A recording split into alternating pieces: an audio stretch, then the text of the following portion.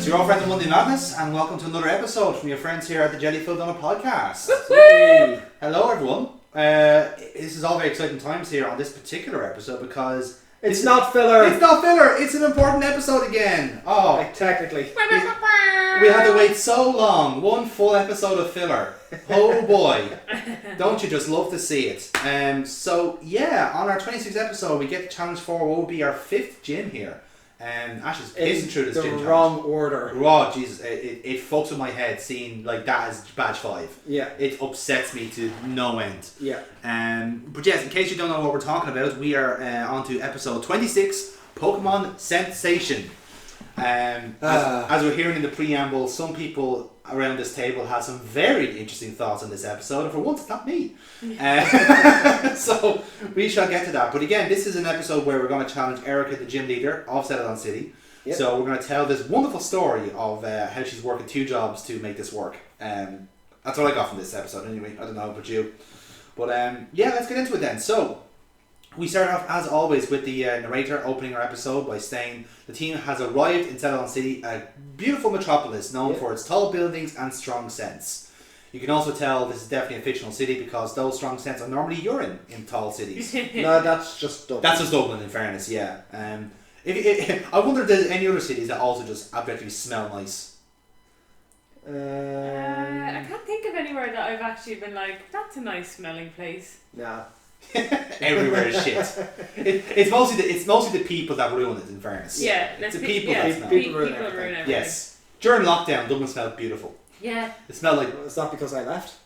Oh no, it's because everyone left. Walking into town when there was no one else around, so it's like, yeah, all I'm smelling is alcohol, gel, and junkies. And coffee. That's about it. No, that's a good smell. Junkies are a good No, smell. coffee. The lack of junkies would be a good smell. Yes. I'm glad you clarified that because that would have completely given you the wrong impression of this episode. Clearly. So, as we said, then Pikachu, Brock, and Misty are all starting to smell something nice. As Brock says, there's something heavenly in the air. That doesn't sound creepy at all. No, it doesn't. Like, literally, they have waited like 10 seconds to make Brock a pervert again in this episode, which is great. You know, it's an all-time record. The fact that Ash doesn't smell it makes me worried he has COVID. I think he's just too dumb to smell.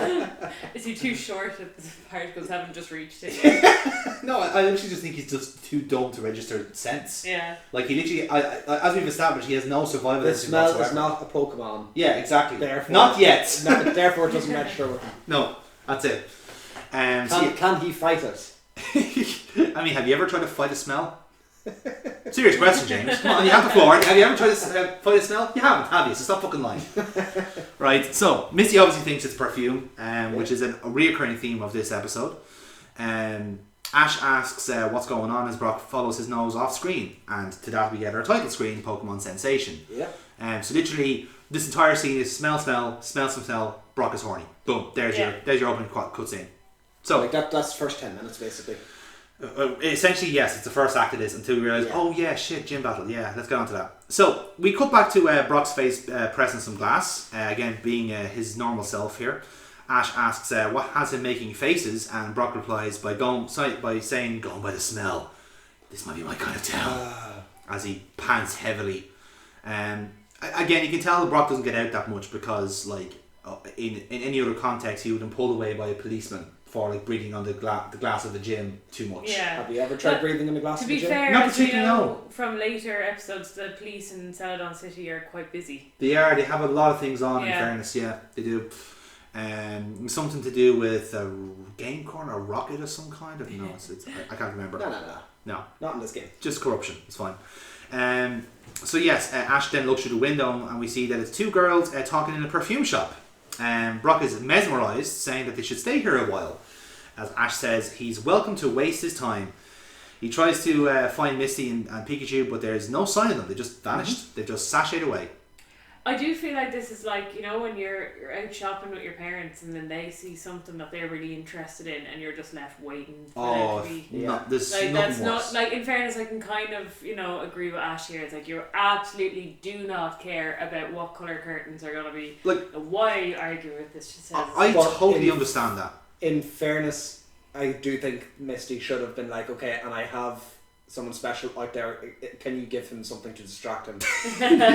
Do you have like a man pit just to throw them in, like, you know, like beers and balls? Husband couch, anything like that you can just pop there is like husband daycare in some shops, like, just for this exact purpose. So men can just like sit around and just go, women, fucking women, in fairness, Pennies have started that up in Dublin. Have they? Yeah.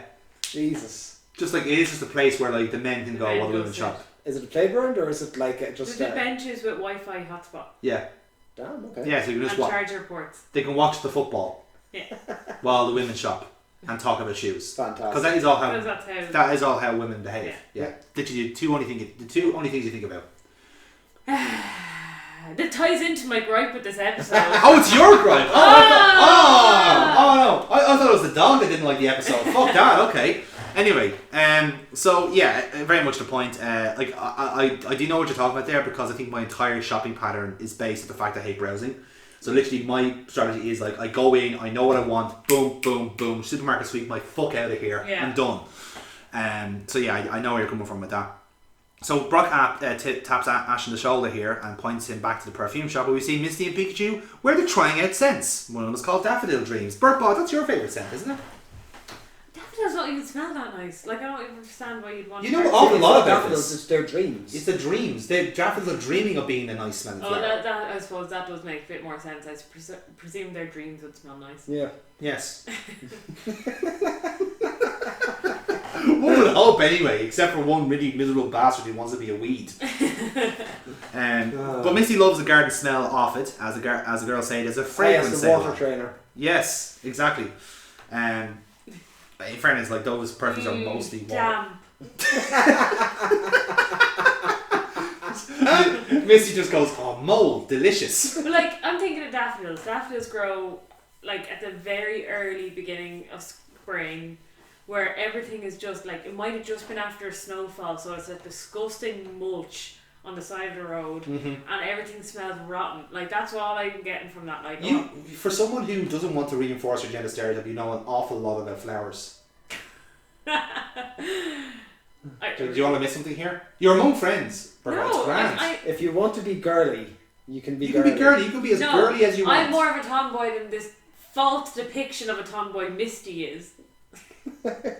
No, this episode really annoyed me because I was on the side. Here we go. Here we fucking go. Right, strap yourselves in. Lads. The fucking agenda's taking over. Here we fucking go. No. Okay, so we'll go on to the next episode. Then. No, just let her at it, because she'll keep fucking going on about it then. Go on. No. Go on, Burpo, share. Go on. I didn't like the fact that I was forced to agree with Ash.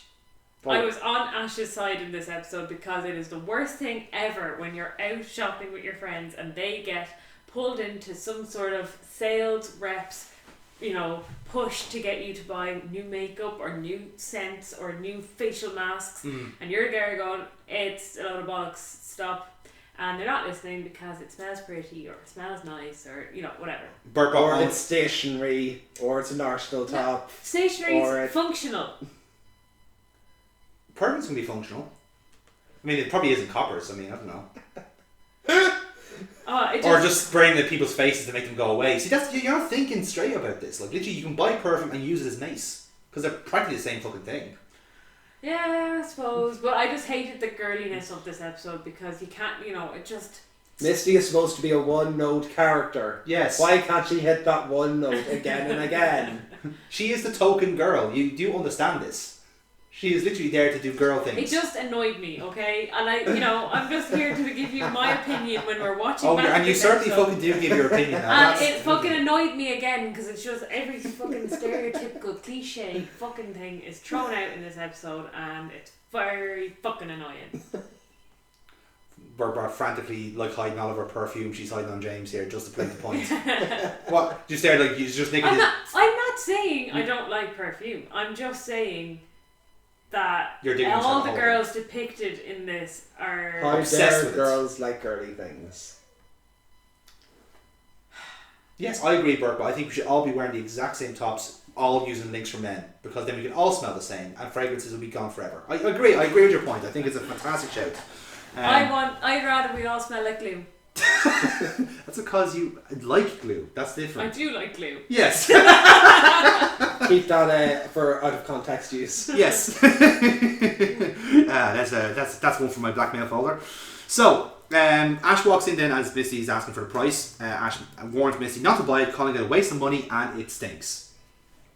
Misty tells... Oh, actually, can I just jump in as well? Oh, I am very sensitive to smells. And that these things like would actually send me into overdrive in terms of like I would be freak out if I smelled like something I didn't like. So I have been sprayed by a sales assistant with perfume as I'm walking past, and it made me feel physically sick. So I think that might have this is kind of triggered. So it's not. In me. Oh, I see. So it's not your feminist core. It's the fact that you were sprayed by a stranger, like some sort of Pepe Le Pew parody. Yes, Pepe Le Pew perfume. Pepe Le Perfume, yeah. Okay, I see that we're unveiling a lot about Burpbot here in this episode. Like I love when we do get a lot, like when there's more women and then men in these episodes. We learn a lot more about you, just to see like, will we find a female character that she actually does relate to? No, we won't. No, we fucking won't. So you've written Misty off from this point onwards. Yeah, she wrecked my head after this. Yeah.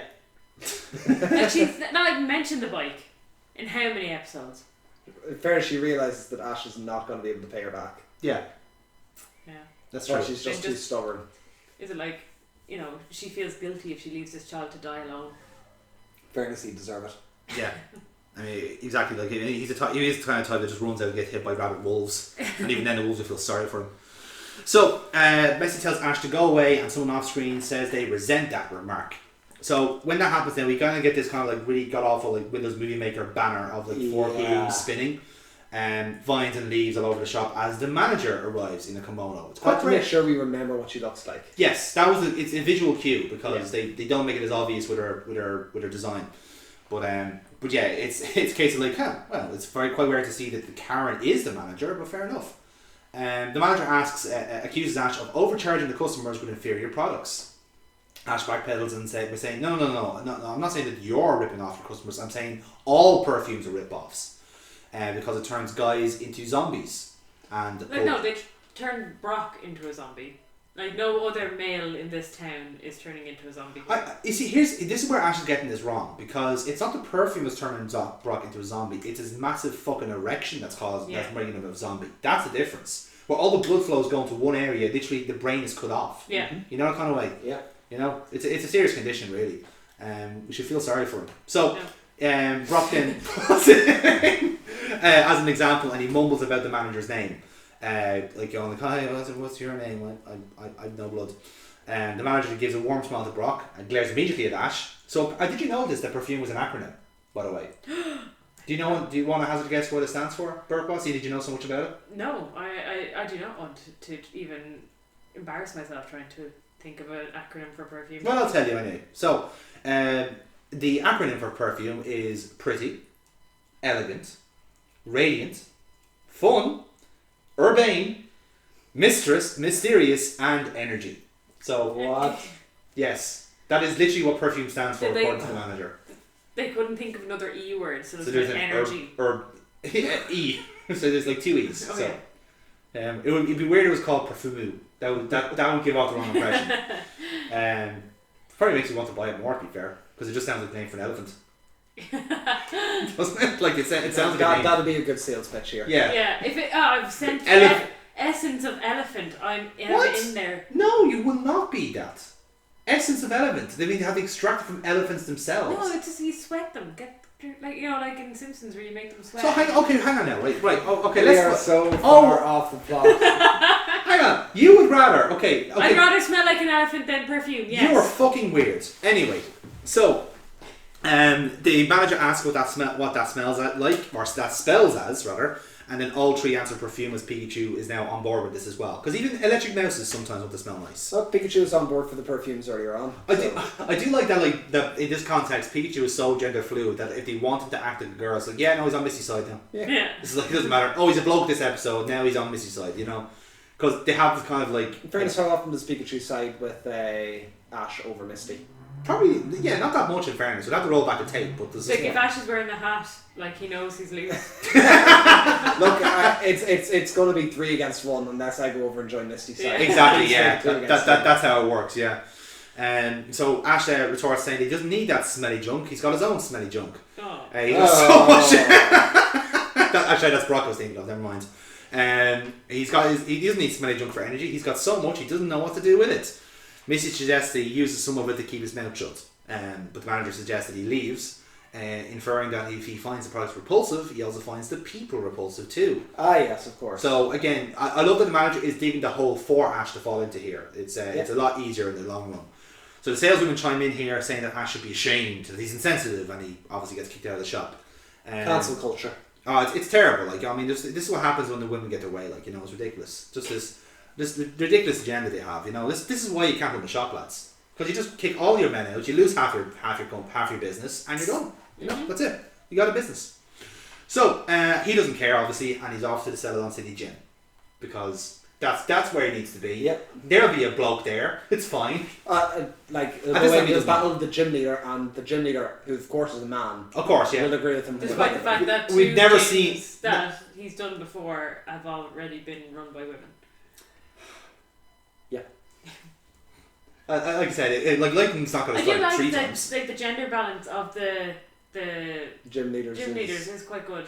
It's 5-3, I think. Yeah, 5-3. Yeah, like, you know, can't win them all. And it's equal for the Elite Four as well. Yeah. So you have Laura Lee and Agatha, and then Brock and Lance. Yeah.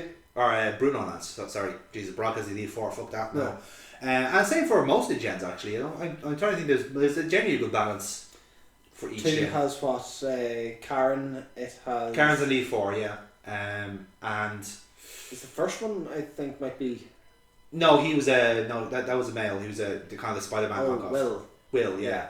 That's the one. Yeah, like the balance is generally pretty good. Yeah. But I think they're more rigid about that in the later gens, where they kind of actually go for a 50-50 booking in that sense. So, but yeah, not bad all the same. Considering like they're just like they're throwaway characters in a sense, but like to their credit, they do give most of them some character, like with Erica here. So yeah. So we do see the gym then with a dome in the shape of a gloom plant. That should be a hint that this is definitely a psychic type fucking gym. So Ash looks to get in. Ash shouts asking why he can't come in.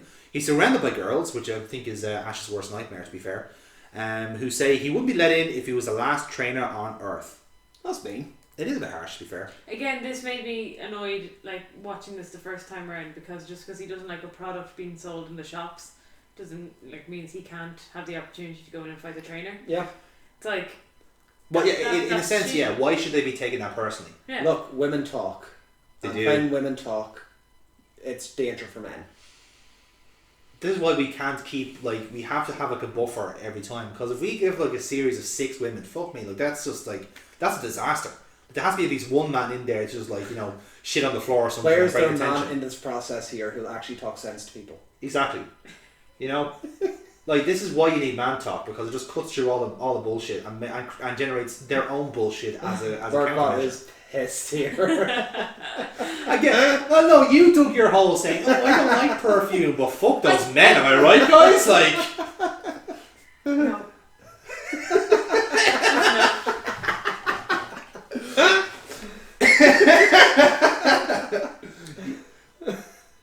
Beautiful. This is why we have 2 men. This is what you want on the podcast. This is silence. That's it. This is why we have 2 men on the podcast to cancel out this bullshit straight away.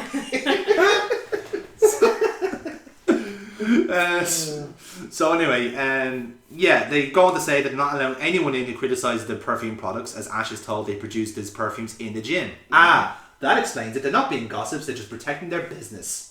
But they're also being gossips, because that's what they do. Yeah. So when Ash realises that's his fuck up, the lead girl takes out a giant X stamp and smacks him with it. That's a very girly thing to do, by the way. Just cancel. I did like the use of stationery, though. I mean, it's certainly a custom order to his credit.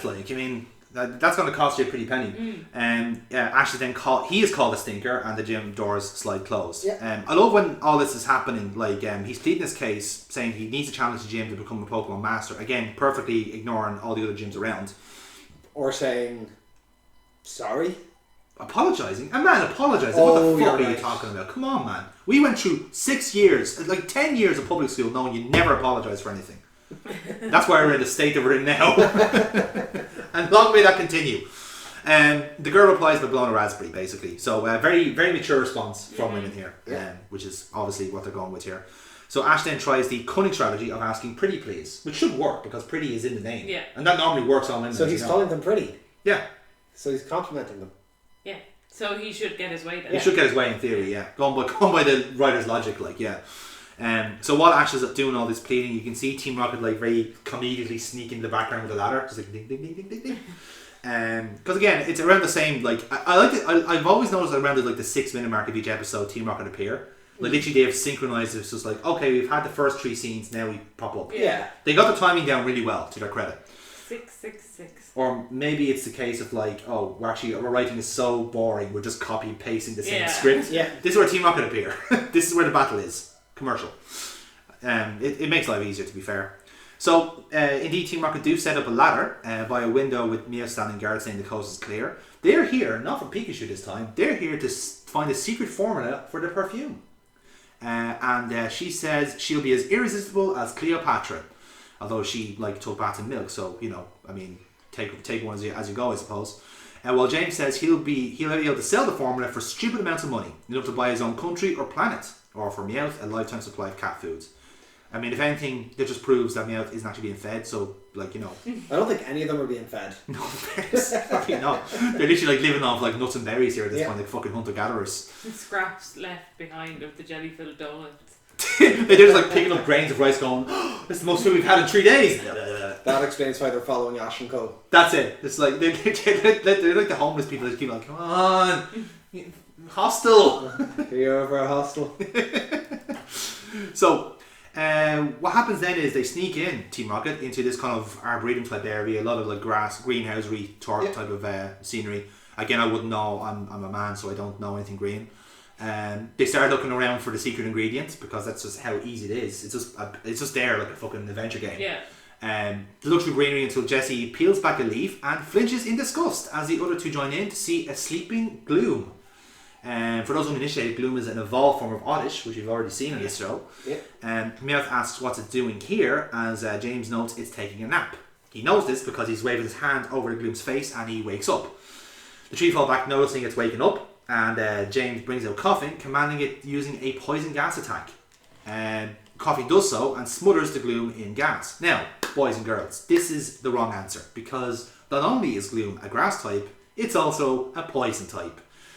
James clearly did not get his trainer adventure book when he was younger. At the same time, what do they have on them? They have nothing but poison types. Well, Meowth is there if he wants to get his fucking act together and earn some food, But at the very least, since it's part grass type, it's weak to poison, it's a neutral damage. Neutral damage, yeah, that's true. So, I mean, look at what he has going in. Yeah. In fairness, you could have tied down the thing with the Yakins, but, again, this is not the strategy we're redrafting here for Team Rocket, that'll come later. So James does, as I said, the Coughing does the gas attack. The Gloom then yawns and it kind of dissipates as Jessie notices, oh, it's sucked up all of the poison gas. That's bad. Very bad, in fact. Because then Gloom starts cheering as Team Rocket brace themselves. Gloom sprays out a gas of its own and Coughing starts gagging. So this gas is actually so bad that even poison types hate it. Gas balls. Yes. An actual fart balloon hates it itself. Yeah. That should tell you how bad it is. In fact, Team Rocket tells us, in fact. Coughing falls to the floor. James explains it's a combination of old sneakers, rotten eggs, dead fish, and a hint of skunk fumes. So you might want to write it down for the next Kitchen of Madness, by the way. That sounds like a great concoction. Is that actually why that all perfume smells like that to you, apparently? Is that how it goes? Is it? No, I'm not saying that. I'm just saying I'm not obsessed with it. Would you rather that combination of the perfume? No, I'd rather smell like an elephant. That's not an option. That or Daffodil Dreams? I'll go with the Daffodil Dreams. We got her in the end. Checkmate. So, we get a visual of the gas smashing Jessie and James into pieces as Meowth says his nose is on fire. Jessie then reminds Meowth he doesn't have a nose, to which he suddenly asks where it's gone. Meowth then remembers that the cartoonist never gave him a nose. I like that kind of fourth wall breaking. It's the start of what will become a very regular pattern for Team Rocket, because literally they've ran out of jokes at this point. Or around it the only tons, took actually. 26 episodes. 26 episodes for them to run out of jokes. Yeah, and to realise, oh wow, we actually are in a pattern of just writing Team Rocket into these episodes. Yeah. Like they realise, like, we can't possibly be this stupid. Someone's making us do these. Oh my god, we're cartoons. Oh fuck. That's why Team Rocket are always failing. They become self-aware and are just playing along. Yeah. Until their time to strike, when reality fails and they enter to level 2. But yeah, he then looks on to see Jesse and James with bumps in their heads, which looks a bit strange. It's like, where'd that come from? Mia thinks they're sleeping, but a man comes into view and bonks me out in the head. So that's why they were ambushed. 3 girls in gas masks say no fees allowed, and they all get stamped with the same red X as Ash. Yeah. So an X transition has Jesse, James and Meowth hanging from trees, with Meowth demanding that they get down. Jesse fights back, saying she knows what she's doing. Then do it. Maybe. I don't know. Funny enough, actually, Ash walks up here and notices that they're hanging around again. But don't tish. James asks him if he could help cut them down. Jesse yells at him, calling him a traitor, and wraps his legs around his neck and says he shouldn't collaborate with the enemy. I suppose it's a bit harsh in that sense. Jessie starts choking James until she gets an idea. She asks if Ash was barred from the gym today as well, noticing that he is in fact a boy who probably doesn't like smelly things. Like, this is one of the stupidest plots that they've given. So, like, kind of, yeah. Like the idea is like it's designed for you to sympathise with Ash, because obviously the girls are just having a mad one today. Like, it's coming from that point of view, as opposed to like, why can't you just let him challenge the gym? You know, kind of way. That's what I got from this episode. It's framed for you to look at the girls and go, oh, they're fucking weird, aren't they? Like, am I alone in that? Like, no, that's what I said. Like, back when I was a kid, I hated how it made me want to side with Ash over Misty. Yeah, they shouldn't. They shouldn't do that. Yeah, and like, I didn't like Erica as a boss as a result of this. Yeah. It gave off the impression that women are bitchy all the time, which is not true. You're only bitchy some of the time. And we're walked in that one. So just make sure you're out of swinging distance. Oh, I am. Don't trust me. Ready to trash. Don't look her in the eye. No, that's how it works. That's why I'm only getting side eye here. It's fine. Yeah, exactly. So they start. Jesse obviously starts initiating this. Then Ash blushing, saying it's none of their business. Shut up. I don't like perfume. Jesse's still wrapped around James here at this point. Meowth says they got kicked out as well. Or Meowth says Ash got kicked out. Jesse says they could make a deal, cut them down, and they'll show him how to get into the gym.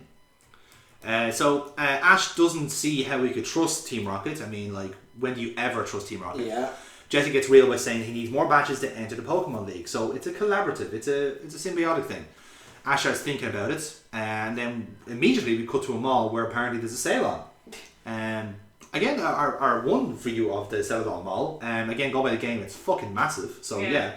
It's bound to have a sale on. I would have thought there would have been like a filler episode entirely based in the Celadon City. We kind of got it tangentially with the next one, but it's not. Well, not the next one, the one after that. Yeah. But it's not the same. Like, it's a case like, oh, it's just a general kind of shopping episode, if you know what I mean. Yeah. Not as opposed to an actual mall. We didn't get anything for the game corner as well. Like, Celadon's a big fucking place. There's a lot to go with that. Exactly. Like, I'm not one who says we should have filler, but there's plenty that they filler relevant to the game, maybe. Yeah, like something. There's plenty they could have done in this time. That's true. That's very, very true. It's one of my favourite towns. Yeah. In the game. I think it's the best town. I think Fuchsia. Fuchsia's the best town because it has the actual safari zone. Yeah, I like. You can see the game corner.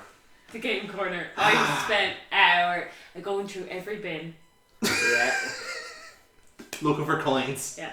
You can like she did play Let's Go Pikachu and Eevee and it's gone, went around every bin in the SSN looking for items. She's life, in fairness. Like, it was something like it was like an hour and a half just routing through bins. We're going through Surge's gym. She was so happy. Yeah. Yay, bins. Yeah. You get to rummage through bins just like a Mankey. Just like a Mankey would, yeah. Exactly. And then if you then holding the bin on top of their head as a prize because it's now my hat. So yes, Team Rocket appear in shot and they shout "Tada!" And as we see a curtain being pulled back, we see someone in a dress step out, and it's Ash under a blonde wig and bow. So again, Team Rocket are very much initiating the cross-dressing theme here, because James does nearly every fucking second episode at this rate. No comedy tits though this time, so it's a step in the right direction. Jesse remarks that not even his own mother could recognise him in that outfit, and I'm sure if she did, she'd be having some very interesting feelings at that point. She'd have some questions. She'd have a lot of questions. She'd be thinking like, wow, you really need to start hanging out with that Misty girl. She's giving you these terrible notions. Ash starts blushing as he sees himself in the mirror. Meowth says... He fancies himself. Jeez, that would be weird, wouldn't it? Can't let Brock see me. Good point, actually, yeah. Jesus, that would be awkward. Yeah. That would be very awkward. It never it didn't happen till later on in the episode, so we dodged that bullet. Shows you how poorly he did the cross-dressing. Yes. Well, in fairness, he still had kind of like the dirt on his face. Yeah. Like generic Ash dirt on his face, yeah. so yeah. Didn't the double Harry Potter. Yes, exactly. The squiggles, as they're called. Yeah. So obviously he starts blushing as he sees himself in the mirror. Meowth says the outfit will get him into the gym easy. Ash says he's going to show the gym leader who's boss, and Jesse reminds him that that's not very ladylike. Burpo, confirm or deny? No. No comment. You don't think it's ladylike? No comment. I look that we're just stirring the pot here. James says they'll give away his secrets. Oh, look at you stirring pots. Isn't that a woman's job to be in the kitchen? It is actually, yeah. Thanks for letting me know. Can you finish off? Do you mind? I'll have to read some papers and earn money. No, actually, Burpo. No, you go on ahead and count that pot. I'll just go and vote. There we go. Job done.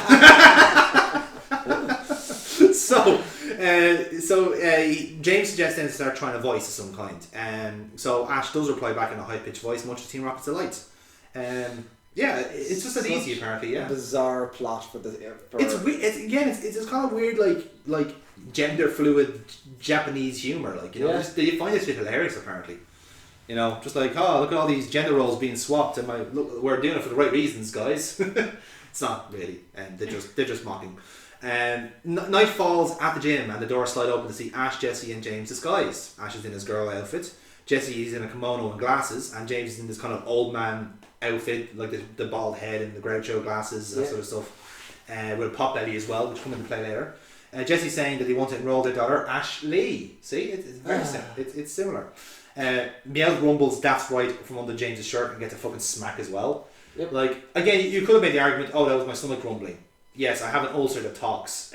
I mean, it's Pokemon World. That wouldn't be unexplainable. Yeah. Like the gym don't know Meowth, do they? Like, or he looks like every other Meowth, so it could just be a pet Meowth here in this family. They could have literally done that, yeah. But Meowth apparently is just like, no, I want to be trapped in this nice warm sweater. Yes. No, and more so than that, like it's a case like you could have literally just been a pet cat. We're going to bring you to the gym because we're taking you for a walk or something. Yeah. And it's a case like, no, I point blank refuse to pretend to be an animal. I would rather be flesh. Someone's pretend, excess flesh. Yes. That shows you the logic there. So the girl asks if Ashley likes perfume, and she agrees. Because as we know, that is literally the only thing. The prerequisite to get into this gym is... The prerequisite to be a girl, though. Going with the logic, like he wasn't allowed in because of that, and then literally, they'll confirm, yes, well, you're in, you're a girl, it'll work. And basically the girl tells her parents that she'll apply at the desk. Meowth pops up from under the shirt and compliments Goldilocks on the scan, as he's called Ash there. The girl at the desk says that if they're applying, and Ash recognises the girl is from the perfume shop. She's one of the saleswomen. Sheeply says yes and covers his face in kind of like a shy manner, obviously trying not to be caught. Jesse starts covering as James and Meowth still bigger behind them.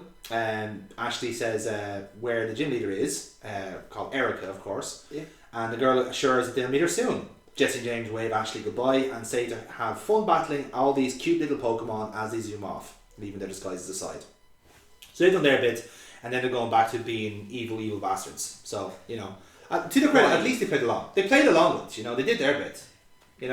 Generally, just why that just why this episode, James, what you're trying to say. Like, it's raising more questions than answers now at this stage, you know?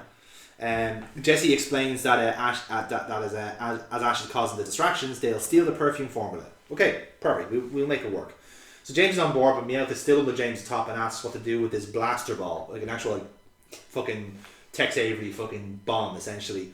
Jesse says to put it somewhere they'll cause this is back to the Looney Tunes logic of it. Yeah, it's the same thing. Like it's basically the ones that explosives. It's more of a case like they're the ones that are doing all the cartoony shit. Yeah. You know, whereas Ash and Misty and Brock are the ones that are bringing the hardcore commentary on gender roles. You know, because it's a good combination, I think. You know, so.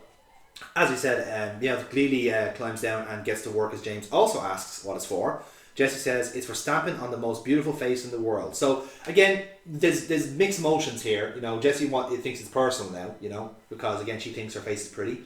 And Burpa, would you agree that her face is pretty as a girl? Would you agree with that sentiment? No comment. God damn it.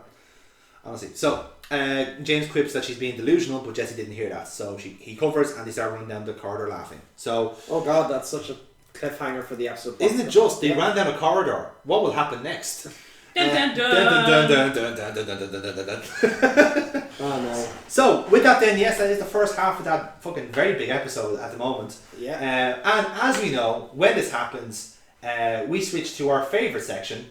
Here's Black Pokemon! There we go. So, we had a VAR review the last round, which is unfortunate for me anyway, because you guys got I'm very points happy with what you earn more points from VAR than anything else so far this season. So what am I, Man United?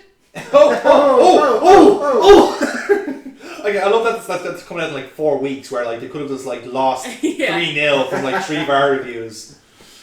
So the score is currently Jonathan on 38. Yes. Myself on 35. Mm-hmm. And Burkbot on 26. Wow, you're the dizzying heights of 26. Oh. Remember when we were at 26, James, like 4 months ago? It's crazy. Oh no.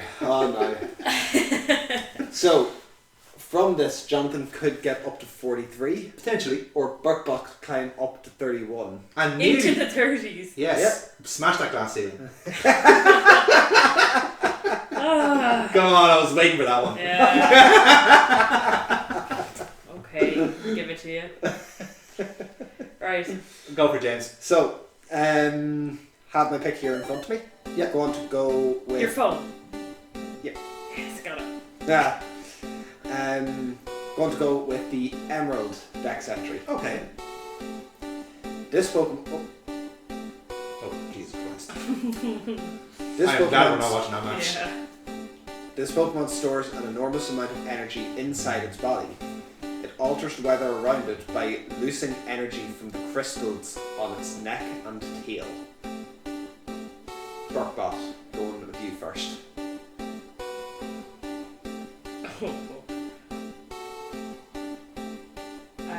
I was going through the Pokédex. Mm-hmm. As you do. You know, in my spare time. And I am sure I read this. As you do. And I'm trying to guess which one in the family this is. Okay. You think you have a family? Yeah. Okay. I can't even think. I'm gonna go.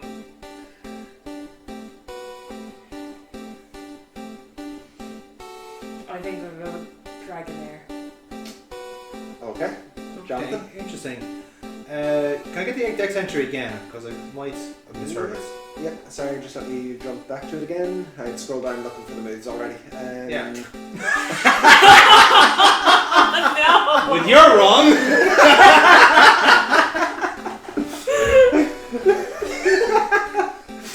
This Pokemon stores an enormous amount of energy inside its body. Yes. It is said to alter the weather around it by loosening energy from the crystals on its neck and tail. That is slightly throwing me off, but I'm going to go by initial guess and say Raichu. Does Raichu have crystals on its neck and tail? It's the tail that threw me off. The crystals are throwing me off, but it was the energy in his body that was throwing me. That was my kind of initial lead there.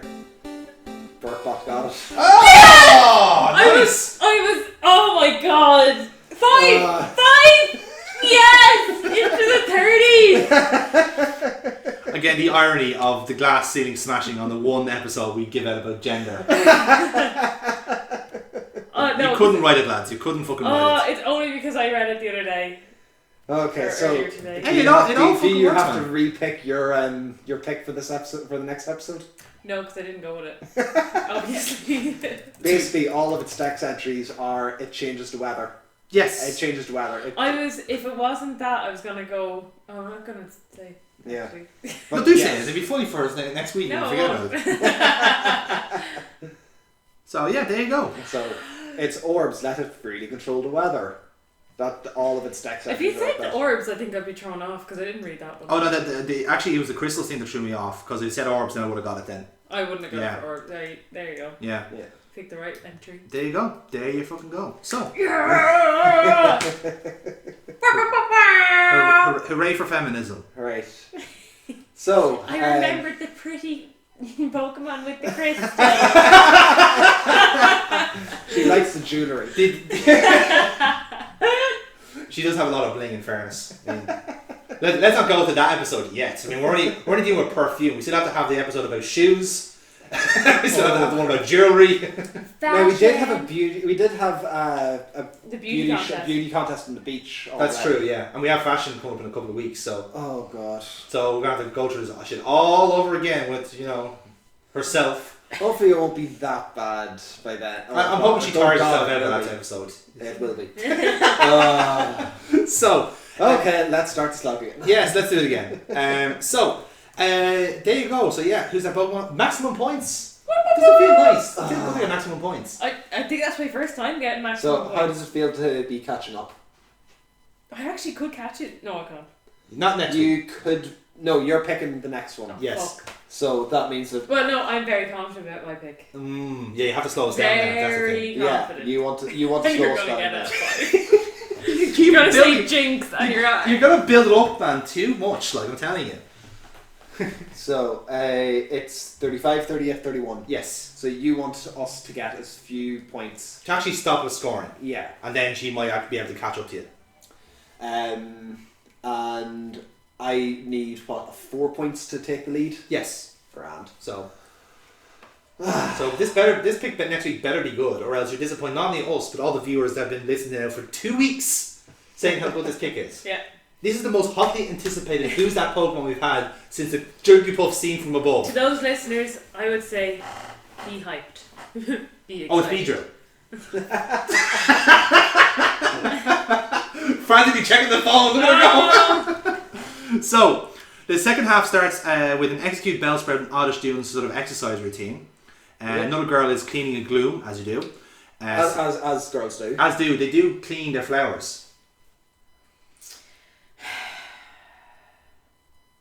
Like a yoga class, cleaning duties.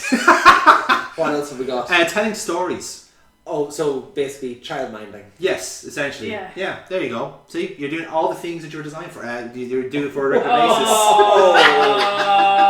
I will storm out of this podcast. Storm out? Oh, the Pokemon Zapdos next week, is it? Right there. Change the weather.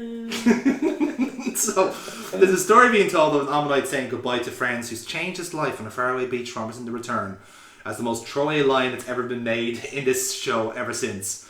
We see a girl holding up storyboards with a small audience of other girls, Grass Pokemon, Brock, Misty and Pikachu. Brock is sobbing, calling it a great story. See, it's nice, he's getting in touch with his feminine side this time out. You know, he must have, like, the boner must have just worn off after 4 hours and that was it. The receptionist and Ashley walk in as Ash asks how Misty and Brock got here. By asking and being nice, presumably. By not being a dick. Yeah, like Misty, fair enough, but Brock probably just got there because he was actually being like polite about it, or maybe. I think like they, would let the little child in, but maybe stop the big pervy man from coming in. He's nice guy Brock. He's like 13. Yeah, he's nice guy Brock. All right. Yeah, he's an ally. You see, okay. You can trust allies. It's fine.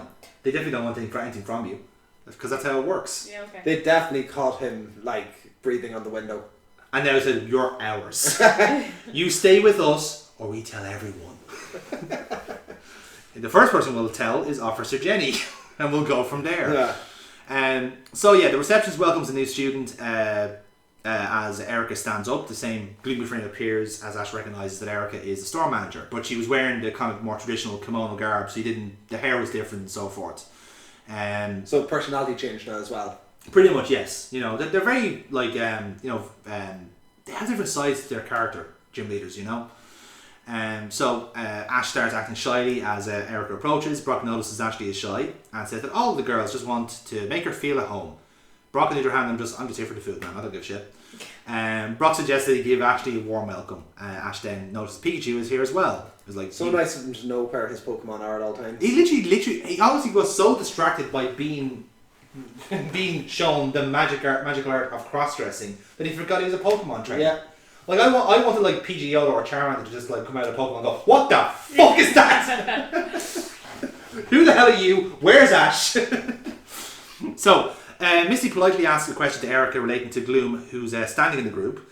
Misty's knowledge of Gloom relates to how it smells so bad that no one can sit around it, which is true. It's one of his dex entries. How come Misty can't smell anything bad from this one? And Erica goes, that's a very good question. We put car deodorizers on all of its petals. Yes, we just put it in a bin with one of those odor removers and jumped on. Yep. So apparently we feed it nothing but Tic Tacs. That's it. Yeah, it's a mint-based diet. Yeah. Yeah, that's it. I mean, I'm sure somebody lives on a mint-based diet. I don't think he's probably doing well, but at least he smells nice when he dies. So yeah, he explains that Gloom only lets out bad smells if it's in danger or feels threatened. So Gloom will smell fine if it feels safe and secure. So essentially, like Gloom is kind of playing like a skunk here in this episode, which is again kind of weird because like it's not part of its design. It's obviously like just a smelly plant, but yeah, like, they kind of designed it that way. And Missy asks, how can you know that, being like this kind of expert on fucking grass types all of a sudden. And Erica basically explains she met this Gloom a long time ago. We had a flashback of Erica being scared up by a Grimer. You can tell when she became a grass type trainer, to be fair. When she got lost one day, the Gloom kind of walked past basically, and Erica asked for help. This does look like she got lost in the power plant. It's like, it looked to me like the Pokemon Mansion. You know the one that's in our island? Yeah. It's all like a dingy old house. Like the Grimer shouldn't be there, and neither should the Gloom. In a few episodes, there's Grungy City where he catches the muck. Yes, that's right. It kind of fits with that town as well. Maybe, yeah. That I think is only a few episodes away, so maybe that's like the town down the road. Yeah, no, that is potentially true. Yeah, that could be it. I don't know. Yeah. Or there's the little pond next to the game corner that's so polluted that it has Grimer in it. I do kind of find that funny. What a lovely bit of environmental message there stuck into this Pokemon game. And basically Erica basically explains that Gloom sensed how scared she was.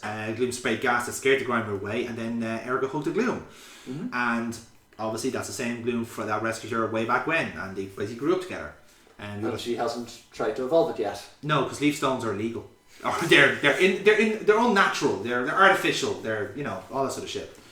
You can imagine she could be a bit weird about that. She only uses natural products, I don't know why, but I always had the mental image of like Erica being this, like in the game, just being this kind of massive stoner.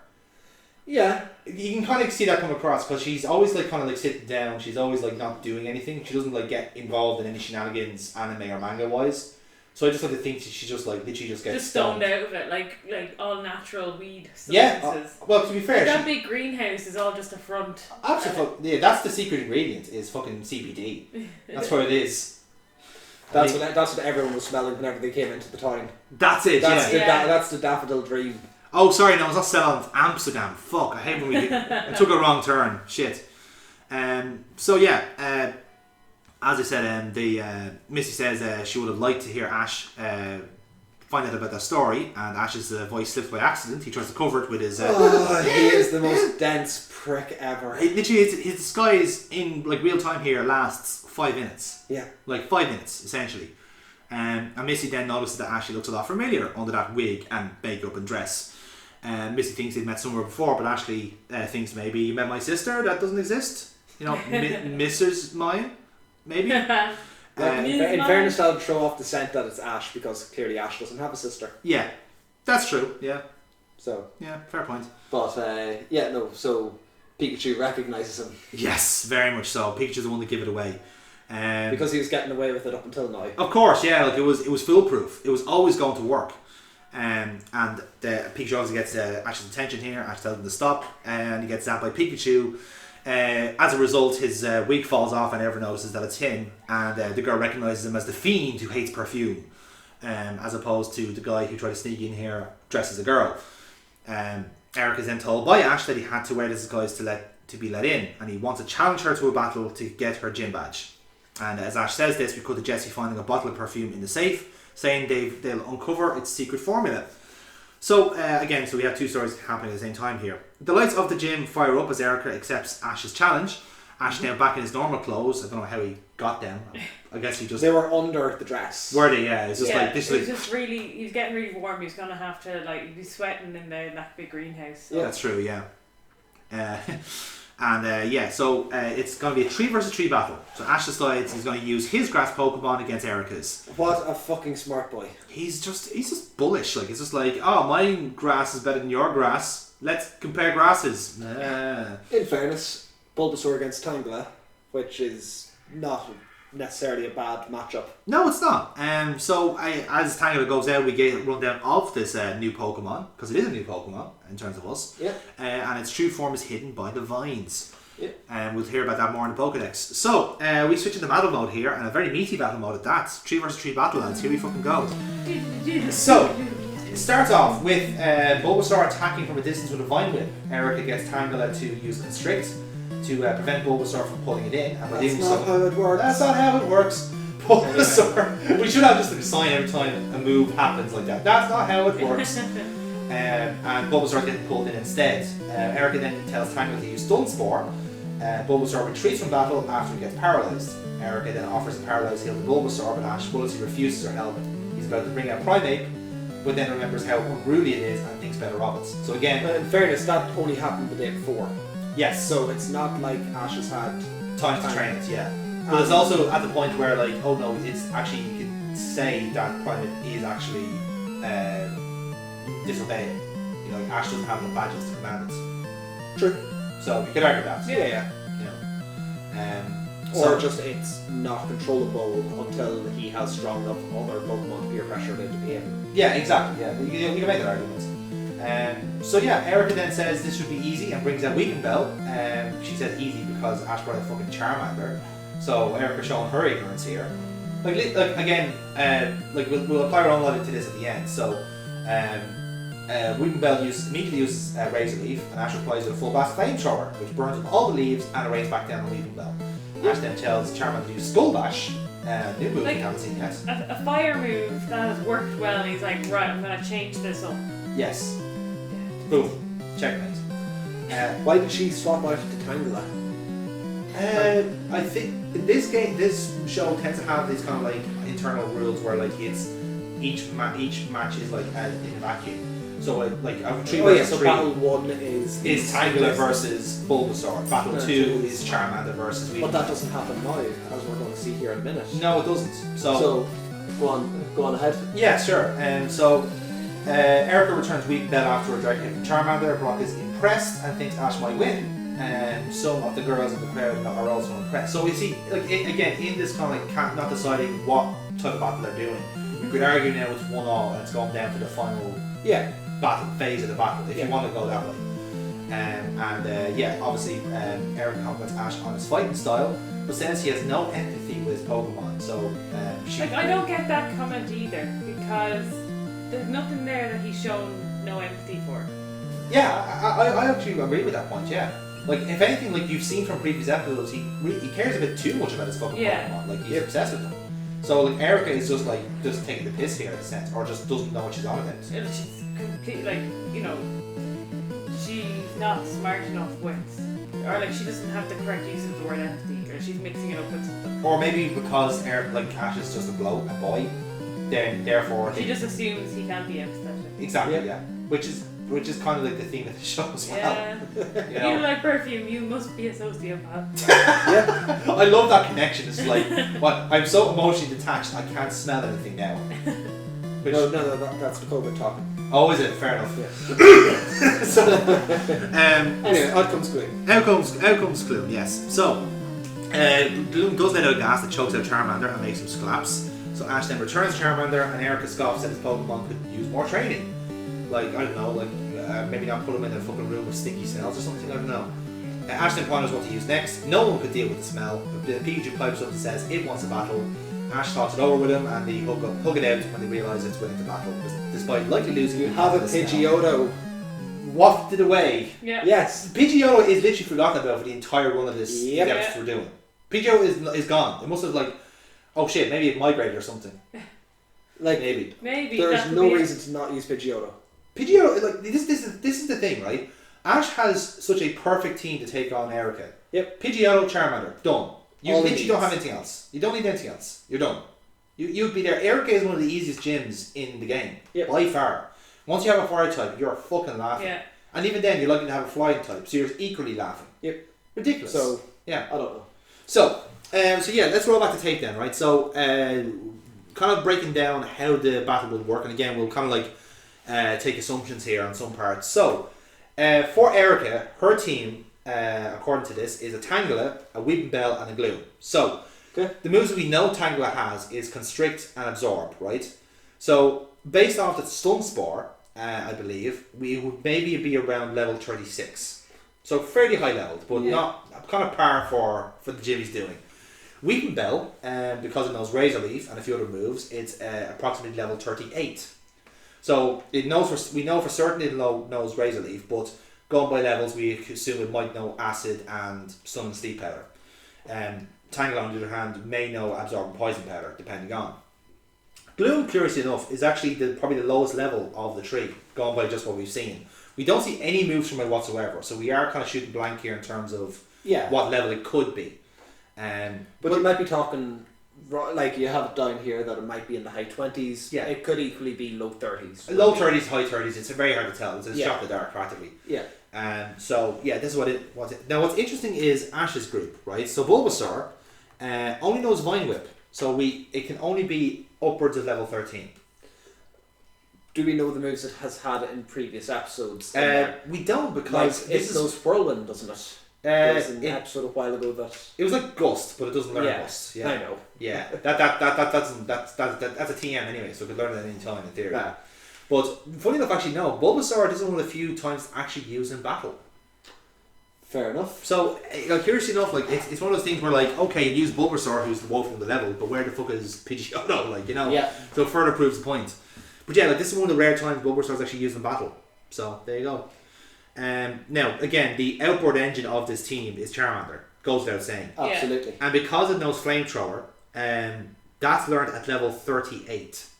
So this Charmander... has Flamethrower, it has Rage from the last episode. Yes, which is learned earlier beforehand, and has been taught Skull Bash at some point. Yeah. Which is a TM. So yeah, this Charmander is fucking gonna sweep this team. It's gonna murder this gym. Yep. And then Pikachu is there obviously. Still, we reckon it's around the same level, 26, 28 with the Thunderbolt in terms of shock attacks. But obviously it could be higher up as we are getting later into the series. So again, James, I don't think there's much to discuss here. Charmander all the way. With Pidgeotto in the wings. If it was an option. Yeah. Sorry. But Pidgeotto's a backup in case something goes wrong. Pretty much, yeah. And to be fair, it's with a Charmander and a Flamethrower, you're gonna sweep this gym regardless of what Erica has. Yeah. And you know what? Going by what does happen next in this episode, it probably does explain why it doesn't use Flamethrower, because you don't, unless they could have done something sneakily where it was foreboding for later. But yeah, it might explain why they just went with one flame attack and that was it. But Charmander would absolutely wipe the floor. Ash would definitely win. Yeah. If anything, Erica doesn't really stand a chance here with this team. The team is pretty bad by her standards. There's a lot better grass types out there than Tangela and Weepinbell. But I suppose she saw Ash come along and was like, I'm not going to use the big guns on this guy. Yeah, but like I said, you could have had a Victory Bell, you could have had a Vileplume, and Tangela maybe first out, fair enough, but there's a Venusaur there as well. I don't think any gym leaders used, and any of the games have used a starter. No, not that I know of anyway, yeah. If you'd say the Bulbasaur line is not accessible for Erica. Not a possibility, yeah. So you're left with You're left with those three, actually. You're left with Tangela, Weepinbell and Vileplume, which is actually her team in the game. Yeah. But they just evolve, so they actually stand the fucking chance. But yeah, since it's Ash, you're not going to be that mean on him. I'm not going to bother, yeah. Executor would have been an option as well, actually. Oh, yeah. Grass Psychic, yeah. But again, Yeah, they all would have been murdered by fire. Yeah. So, while this battle is happening, Jessie puts in saying that it was heartwarming, but she asks what that smell is. Ash asks who said that, as Jessie continues saying his battling is stinking the place out more than Gloom is. Ha ha ha ha. See, not only did they have the punchline, but they set up the joke as well. They're learning. Shows you what happens when Meowth doesn't write your comedy. So, Missy notices that it's Team Rocket who stand high and above the playing field. They skydive down to the field as they do their motto. Technical landing, by the way. Just it was good, yeah. Yeah, fair play. Meowth landing midway with a detonator to blow this place sky high. The bomb goes off underneath them, and they go blasting off as James shouts at Meowth over where they placed the bomb. Apparently, Meowth put it somewhere they'll remember. It's probably underneath them. Yeah. You know, bit ballsy, to be fair. But Jessie's happy, on the other hand, because she still has a secret formula for their perfume, and they blast off quite proud of themselves. Yeah. So, again, because they blasted off, they have to follow our own rules. Let's talk about what should Rocket do.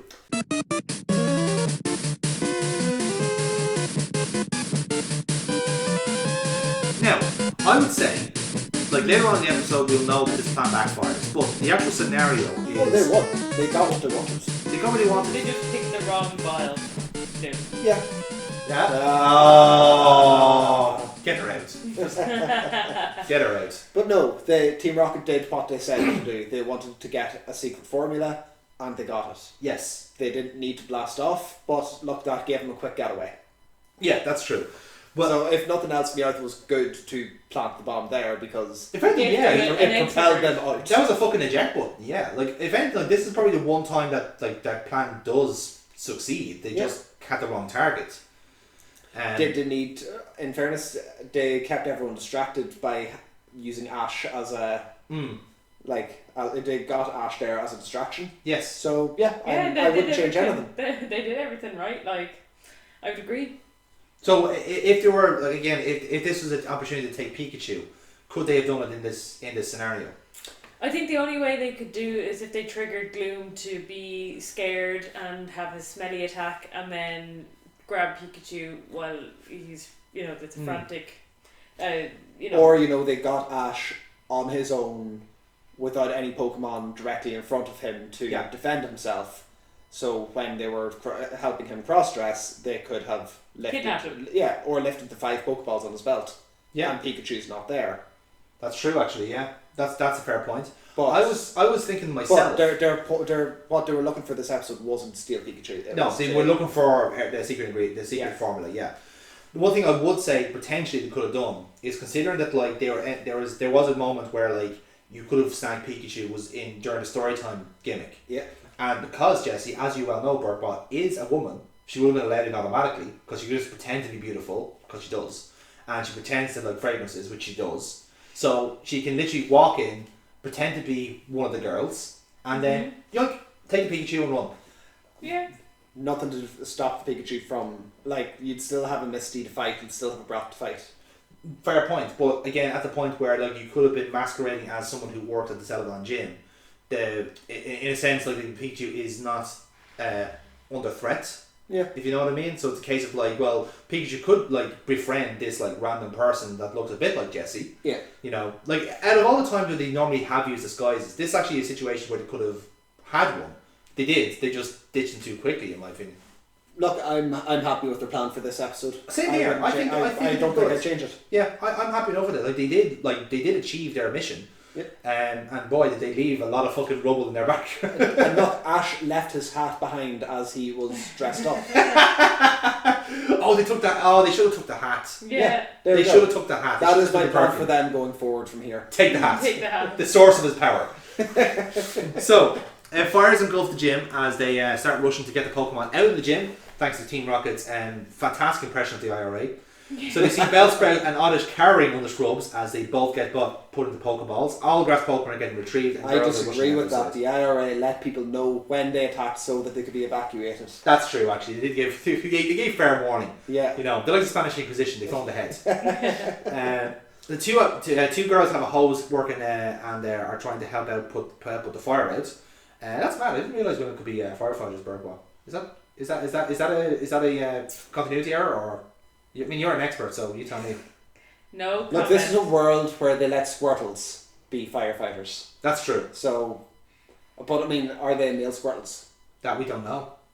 I mean, we have an expert in fucking Pokemon genitalia apparently, so why don't we ask the expert? No comment. Damn it. Fucking like watching Line of Duty again. Right. No comment. No comment. So, Pikachu does his bit by watering a flower, which is flames like around it, which I just love as well. It's like, oh yeah. So Pikachu's not on the thread here. So it's like, I'm okay with fire. I'll just keep this little flower going. I want to think that's like a missing scene where like this is like his little project during his time in the gym. It's like, I raised this flower like my own. Now you know how the humans feel, Pikachu. So we obviously get the aerial shot then of the gym engulfed in flames. You see several different streams of water being used to put it out. Ash is lost in his thoughts, saying you shouldn't have helped Team Rocket out. Nope, you shouldn't. Misty snaps him out by saying to dude, get your water Pokemon out of here, take the fucking hint. So Squirtle comes out along with Staryu and Starmie, and they start doing their bit to help the cause. Brock brings out Geodude, who starts spreading dirt over the flames, which is probably good idea. It's a smarter choice at this time, because actually quelling the top of the fire here. So what about Horsey? Well, what about Horsey? Indeed, it's little some fucking Squirtle. Do you? Better than nothing. If anything, Pikachu should have brought Horsey to save that little flower. It's like, there you go, teamwork. Or Onyx. Onyx would just go and no more fire. No more fire. Yeah, exactly. That's true, actually. Yeah.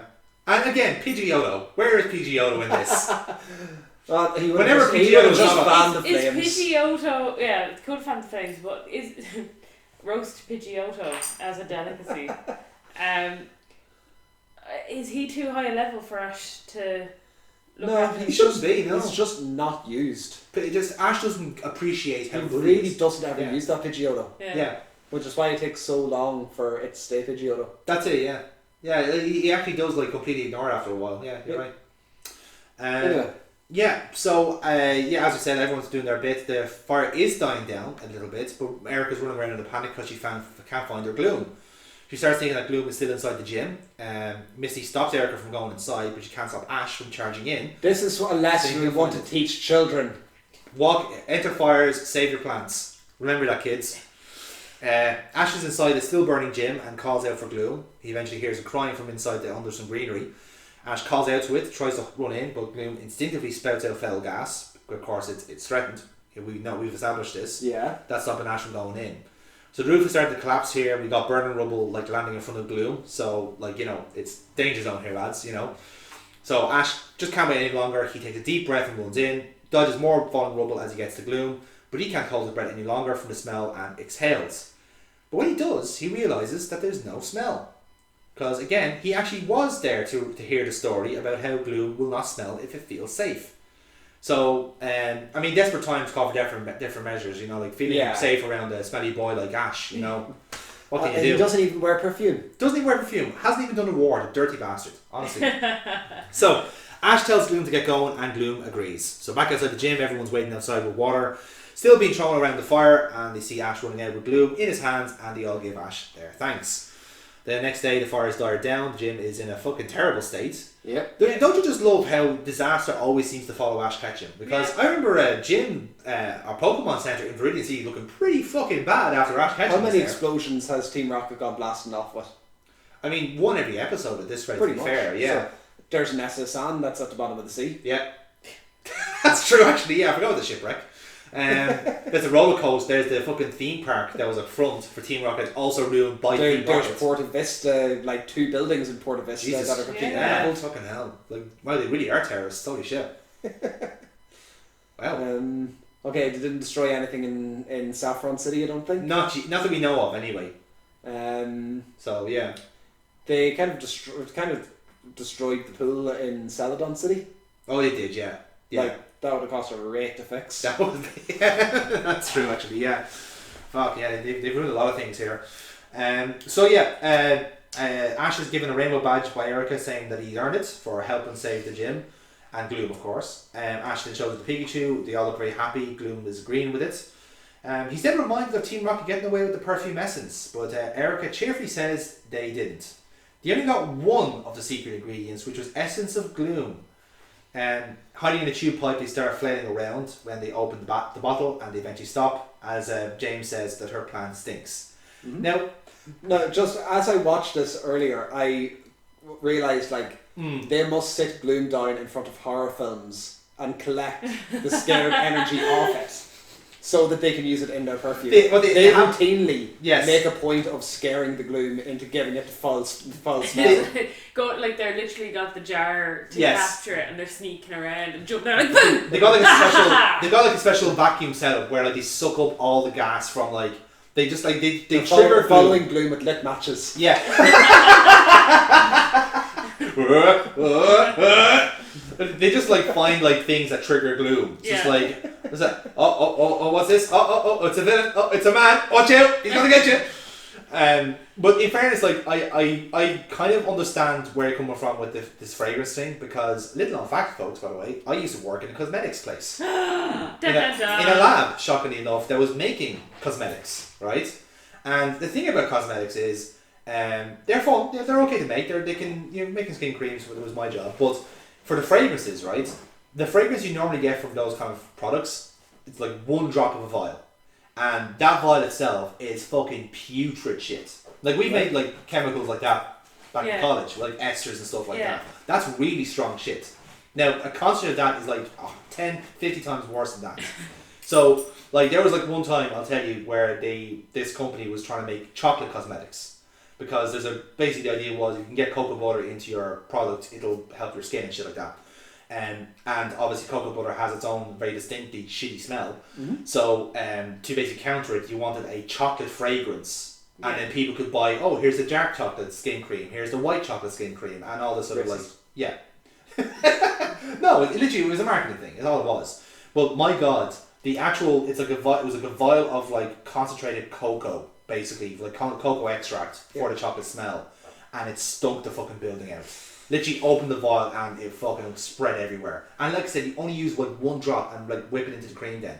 But literally, you could only use one drop because the rest of it is just so pungent. Right. Okay. So so if anything, I'm actually impressed with how right they got this. Because Essence of Gloom, would fucking stink a long while. And yes, obviously, narrator wraps up the episode then saying you can't judge a Pokemon by its smell. Unless you're grime, you're muck, you're coughing or wheezing. That's the end of the episode. So we'll wrap this up then with our check on the Pokedex. Mm-hmm. So we have 2 new Pokemon in this. Okay. I know, I saw that look, you're thinking... Execute and stuff like that were Ash seen didn't as well. see them. I mean, Almanite was seen in a picture book. It was, but Ash didn't see them. We saw them, but Ash didn't. See? Okay. You see?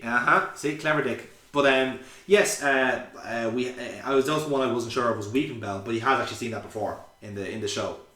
So the first one we're going to talk about is Oddish's evolved form called Gloom. Mm-hmm. So Gloom. It sounds so high. It does, yeah. Well, obviously we all know it's a gloom. A gloom is obviously a depression. It's sadness. So fun fact: do you know what plant a gloom is based on? No idea. Okay, well, I'll tell you. It's based off a mandrake. Wait, the things from Harry Potter? Yes. There you go. That is what a gloom is meant to look like, or what it's based on. Oh, okay. There's no screamy part though. No, it's not. Clearly. But yes, it's the basically it's the root of the whatever plant it is, and that's where you have the kind of the bulb of the gloom and the leaves going out. Yeah. That's what makes it look like a mandrake. But the actual family is called Mandragora, so it's that kind of that's the actual family of plants. Yeah. In fact, that's how it works as well, because in later generations you get male and female variations of Pokemon, and the male and female gloom looks slightly different based on the mandrake plant. Because there's a male mandrake and there's a female mandrake, a woman drake, if you like. Get out of my house. Never. I live here now. But yeah, and that's literally what it's based on, a mandrake. And I think, as far as I know, the Oddish is based in the same family as well. So they're all kind of the same family until we get to Vine Plume, which I think is different. Yeah. Right. Okay. As far as I know. So yeah, obviously it emits a foul odor, and it's obviously its pungent pollen can be made into a perfume. It's literally a musk. It's an actual musk generated from animals. That can be a common perfume, and from humans, funny enough, sometimes as well. As some places tend to do. Fun fact, the actual Japanese name is Kushihana, which literally means stinking flower. Aww. So it pretty much makes sense for the episode. Yeah, exactly, yeah. And that's essentially it on Gloom. The other Pokemon we saw for the first time, and indeed was checked up on the Pokedex, was Tangela. Mm-hmm. So, did you know that in the beta for Red and Blue, Tangela was called Medusa? Makes sense. Yeah. Totally makes sense, yeah. Because that is essentially what it's designed. It's basically Medusa. It's also based on the swamp monster from It. Oh, okay. It's a weird one because like obviously it's just a grassy lump, but it's like the design is based off a Medusa. Big red feet, that like the shoes it wears. That's a weird one, yeah. Like I always thought like that because of the bright red shoes. I always thought that Tangela just looked like a Smurf that got like stuck in a bush. You know, kind of way. It's just like, oh, I'm hiding here now. It's like with a hormone issue. Yeah, exactly. But it's kind of meant to be a tumbleweed as well. Yeah, in theory, like it's kind of a mixture of like I suppose you could argue it is meant to be a tumbleweed, but of like vines and maybe seaweed potentially, depending on how you look at it. It may be based on something called a green man, which is literally a face surrounded by leaves and vines. So it's kind of a, I don't want to say it's a legend of sorts, but it's more like it's kind of one of these things here. It's like a symbol of like. Oh, okay. Yeah, it's Where one of is those that ones. based? I think it's Russian, I believe. Okay. Yeah, or Germany actually. Sorry, it's Bavarian heritage, but it's design wise, it's fairly evidently Medusa. Yeah. So we can kind of go with that. It's also has an evolved form later on in generations called Tangrowth. Yep. Which basically becomes like it learns an ancient power and gets bigger as a result, and that's about it. It doesn't get any more interesting than that. Exactly. Because I always thought it was a really interesting Pokemon. It's one that's pretty forgettable unless you go looking for it. That's the thing. Like, it's one of those things where like you'll see it from battling Erica, and then you try and find it yourself, and then realize, oh, it's literally near my hometown. Yeah. Oh well, I caught it. I'm not going to use it. It's terrible. Right, You get it too late game, and you're on your way to the fire gym. You're not going to use it then. Yeah, exactly. Yeah, you're definitely not going to use it then. Or if you're on your way back from Cinnabar, you can use it for the ground type, but you will have better grass types at that time. By that stage, you do, definitely. So obviously the Tangela name is fairly evident where that came from, but the actual Japanese name is Monjara, and that is potentially a combination of the Japanese word for shaggy or unkept or hairy. Oh, so both words. Yes, but it also like it's combining like the word monster as well. So it could be just called Shaggy Monster. And again, the Chinese names are also quite funny sometimes. The literal translation is Vine Freak. Aww. Super freak. Super freak, yeah. So yeah, that's the Pokedex, and we are currently at a score of 52 for seen on the Pokedex. 12 still caught because we got Primeape now. We don't need anything else now for the next 5 weeks. Yeah. You know? So yeah, guys. With that, then this very I like that we covered a lot of ground in this episode. I feel like we've learned a lot about each other now. You know, and we've defined a lot of. I do think this could have been 2 or 3. Like this could have been a 2-parter episode. Like, yeah, I think so. Yeah, that's it. Annoying that this went as quickly as it did. Yeah, like they do have a serious issue with pacing in the sense where like, let's give Sabrina 3 episodes, but Erica just 1. Yeah, you know. Yeah, I see your point. But yeah, that's the end of this one, and. Hope you really enjoyed this gym challenge, folks, because you're not going to see another one for a long fucking time. No. Strap yourself in for filler up the fucking walls. Oh no. So, with that in mind, guys, again, thank you very much for listening to this episode. Hope you enjoyed it. If you want to hear more from us, then you can listen to us every week on the Low Blows Network every Tuesday, or depending on when I've been able to send the episode out to Rick. Because I forgot in 1 week. So hopefully you've enjoyed the series. You can listen to our entire backlog on Low Blows, or perhaps you can listen to their other content, like their weekly wrestling recap, or Ask Low Blows, where you could perhaps just pester them with questions with Pokemon, and we will not be answered on them, but they'll answer instead, because that's how it works. Yeah. If you're perhaps watching the video version of this on Nerds of Us, give the channel a subscription. And perhaps you can even subscribe to us on YouTube ourselves at Monday Madness LP on Twitter and on YouTube. Because again, we're nearly at the 4 figures for subscriptions. And we'd actually like if some real people would subscribe as well. That would be fucking great. I can only make bots at such a quick pace. And you're doing a starling job, but honestly, it's a bit weird. A starling job? A starling job. You see, this is the problem, right? Because he keeps bringing up the same names each time, and I know it's him. Like, it's getting really confusing, like, you know. But nevertheless, lads, thank you very much for watching the show, and we'll see you in the next one. Bye. Bye.